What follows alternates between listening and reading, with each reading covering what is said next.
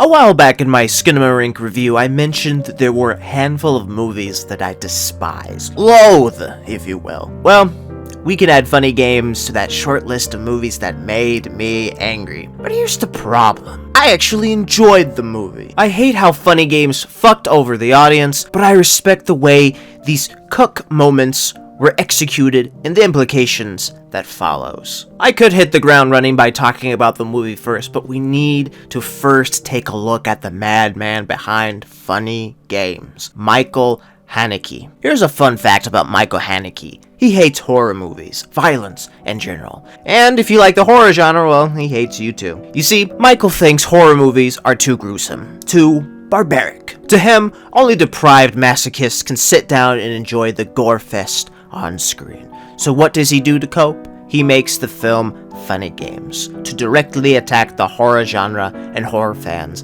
alike. You ever heard of a movie being a love letter to something? Well, consider Funny Games to be Michael's way to tell horror fans to go fuck themselves. So much so, he even said in an interview that if you finished his film, then there's probably something wrong with you. And you know this man wants you to get it through your thick skull when he made the same movie twice. For today's video, I will be talking about the 1997 version. When first hearing about these things, I immediately thought, oh great, a pretentious film. A movie made by a fossil to preach to us, violence is bad, horror movies are bad, you are bad.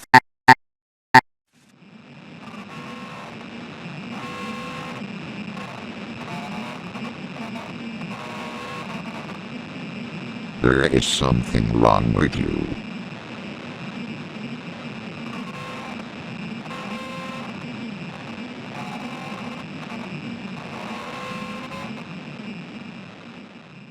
Unfortunately, I was wrong. So then, what's so great about Funny Games? Well, it ain't the plot. It's just a home invasion story taking place in Germany, subtitles needed, where two 4chan users decide to fuck around with a family of 3, and instead of finding out, as in they would get fucked, they end up killing everyone in the family one by one.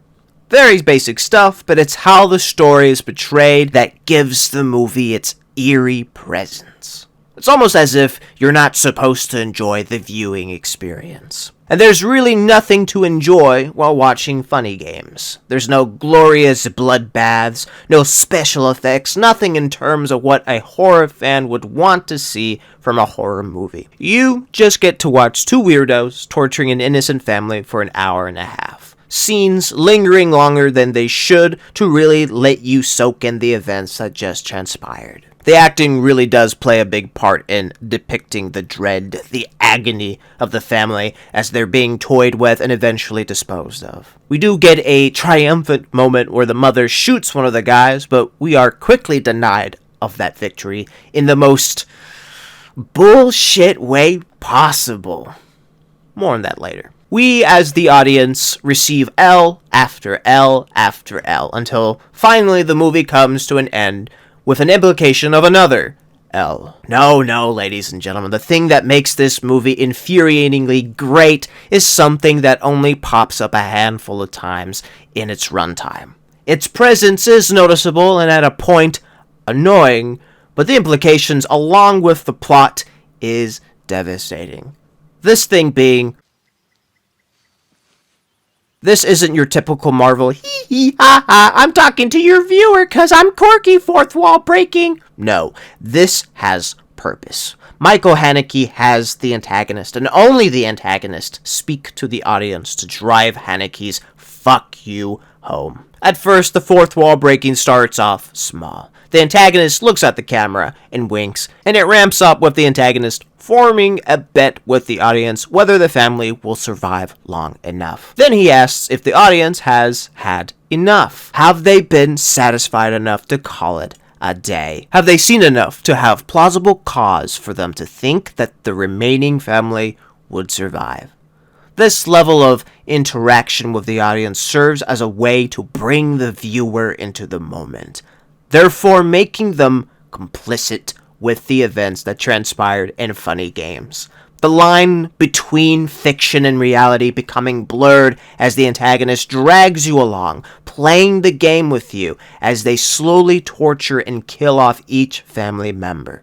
All the while you watched and you did nothing. But there is a fourth wall break I failed to mention in this portion. The fourth wall break that makes the viewer look even worse. Side note, I found out about funny games through a creator on TikTok talking about the film. In his video, he mentions that Haneke said that he has openly said, if you don't walk out on this, you're probably a bad person. Now, I've tried to look for an interview that had Haneke saying this, but I couldn't find it. But for the sake of my next point, I'll assume Haneke actually said that. You are probably a bad person if you finish the movie in its entirety. Okay, so that one fourth wall break scene that makes you look even worse. Well, there's a scene where the mother takes the shotgun and kills one of the two intruders. The surviving antagonist then grabs a remote, rewinds the scene to before she reaches for the gun, stops her, and ends up killing her husband for cheating. That's the scene I was talking about earlier when I felt I got cucked. But how does this one scene make us, the audience, look worse despite the fact that we are essentially accessories to a murder? Well, let's remember what Haneke supposedly said. If you don't walk out from the movie, then you're probably a bad person. If he meant that literally, then that same line of thinking could be applied to any slasher film or any movie with violence in it. But what if he meant it just considering the context of the movie? The plot devices, if you will. Consider this.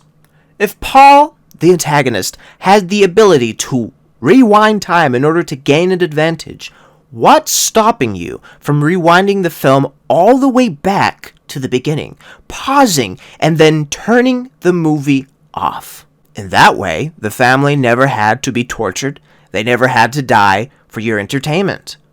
But I'm guessing the majority of us didn't do that, huh? Well, what does that mean? It means that you killed the family! Out of morbid curiosity, you sent the family to die. They were violated, beaten, toyed with, killed because you wanted to see if they would survive. Out of your arrogance and wanting to win a bet that had lives at stake, you chose to do nothing and allowed the events to play out. You watched the whole thing with the ability to stop their deaths, but you didn't. Yeah, you're probably a bad person. So Haneke thinks. Oh, and about that bet, it was pretty obvious that you weren't going to win. Come on now, don't say it ain't true. Let me ask you something. Would you make a bet not knowing if the odds were in your favor? Paul did. He knew he was gonna win, so of course he made a wager with the audience, manipulating the viewer into playing. Sie sind doch auf Ihrer Seite, oder? Also, auf wen setzen Sie? But we knew he couldn't be trusted with how he fabricated his and his friends' backgrounds, yet we still played along, naive to the truth that everyone was going to die. We could have cheated like Paul did and rewind the track back to the beginning. But I'm sure most of us didn't. Even with the movie at its end point, we didn't bother undoing the deeds of the intruders. We, the audience, allowed the family to die. With that same logic, I killed the family twice now. You see, the entire point of funny games was to snap the audience back into reality. We, as the consumer, have been desensitized to violence. We actively seek it out for entertainment and think nothing of it, saying that it's not real, it's fiction. No one is actually getting hurt, which Haneke attacks this notion by having Paul say this towards the end of the movie. Aber die Fiktion ist doch wirklich. Wieso? Na, du siehst sie doch in dem Film, oder? Na klar. Dann ist sie genauso wirklich wie die Wirklichkeit, die du genauso siehst, oder? Wieso? By taking away the whimsical and rewarding aspects of your typical horror movie, we are left with a realistic depiction of a family being murdered. An experience Haneke hopes will sober the audience, having them reconsider their stance in enjoying violent horror movies. In that same respect, he's really able to give the audience the big old middle finger. We get a little sliver of hope, and it gets taken away from us. He cucks us over and over again. There's no sweet reward at the end of this journey. Just disappointment and a fuck you from Haneke. I'm sure most of you will watch funny games and feel no guilt nor pity. You'll most likely continue to watch excessively violent horror movies, which is fine.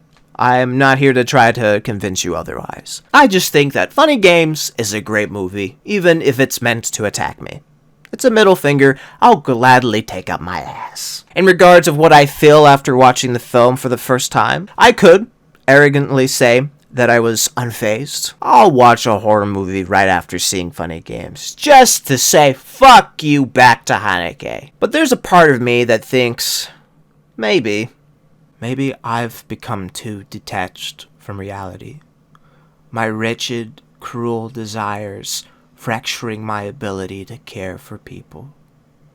Maybe I've finally gone too far this time. Maybe this feeling of remorse is just a facade. My level of guilt for having violent delights being a ruse to hide the pleasures in the rotted portions of my mind and soul.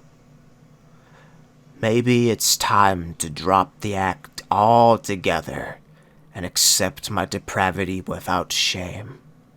Just as the old saying goes, the dog that weeps after it kills is no better than the dog that doesn't. Your guilt will not purify you.